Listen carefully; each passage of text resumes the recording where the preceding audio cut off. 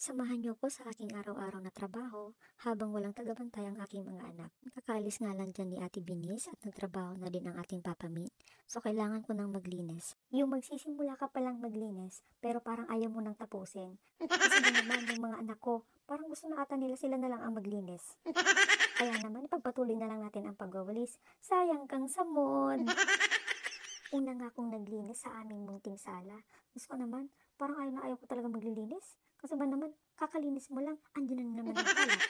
Ay nako, ganun talaga kasi may mga bata. Pero ganun pa man, okay lang kasi mother tayo. Habang naglilinis nga ako sa aming sala, yung mga anak ko naman ay naglalaro habang nanonood ng TV.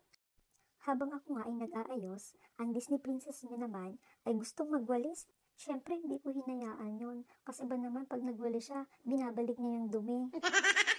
At hindi ako makapaglinis ng maayos, kaya naman binalik ko muna si Bing sa kanyang bahay, sa kanyang lungga, nang ako'y pakapaglinis na ng maayos. Ayan, pinagpatuloy ko na nga ang aking pagwawalis sa sala at saka sa kusina. Pagkatapos ko nga pala magwalis, magtatapon naman ako ng basura, dahil may araw dito kung kailan mo itatapon ang basura. At nakakatuwa talaga ang aking Disney princess. Gusto niya, nasa tabi ko palagi. Di wow, sana all. Sabi naman sa akin, sasama daw siya sa paglabas ng basura. Sabi ko nga, wag na at tingnan muna saglit ang si Baby Beans. Pero wala din ako nagawa at isinama ko rin dahil natutuwa rin naman ako sa kanya. At binaba na namin ang basura at kahit nga saan gusto ng baby ko ay kasama siya. Ewan ko nga sa batang to at di mahiwalay sa akin kapag ang papa naman niya okay lang kahit di siya sumama. Ganyan nga pala ang tapunan ng basura dito sa amin.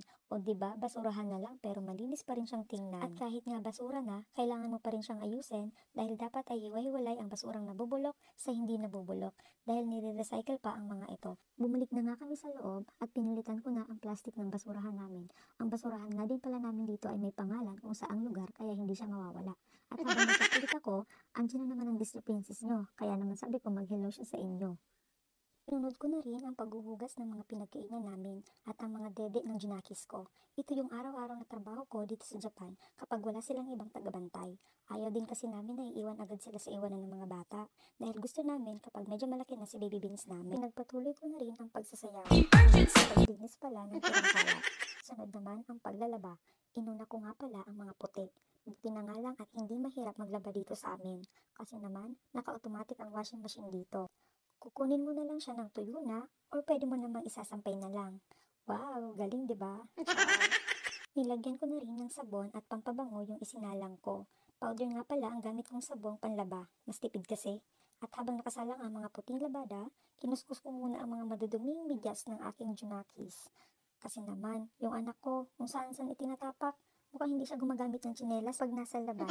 Habang nagkukuskus nga ako, napansin ko madumi na ang salamin, kaya pinunasan ko na rin. At talaga naman, kapag may bata, di ka makakilos ng madalian. Lalo na kung ganito ka-cute ang baby. Diba? Ka-cute na bata. Sa kwarto naman tayo maglinis. At ayan na naman ang mga julalay ko na gustong nasa tabi ko lagi. Inayos ko na rin ang aming higaan na kung saan hindi na kami kasya. Malaking pamilya na kasi. Habang ako nga ay nag-aayos, ang aming Disney princess hindi ko mapigilan sa pangungulit. Gusto raw niya matulog ulit kaya sabi ko mahiga muna siya sa upuan. At patapos na akong ayusin ang aming higaan. Pero teka lang, ba't parang hindi ko naayos? Parang hindi malinis.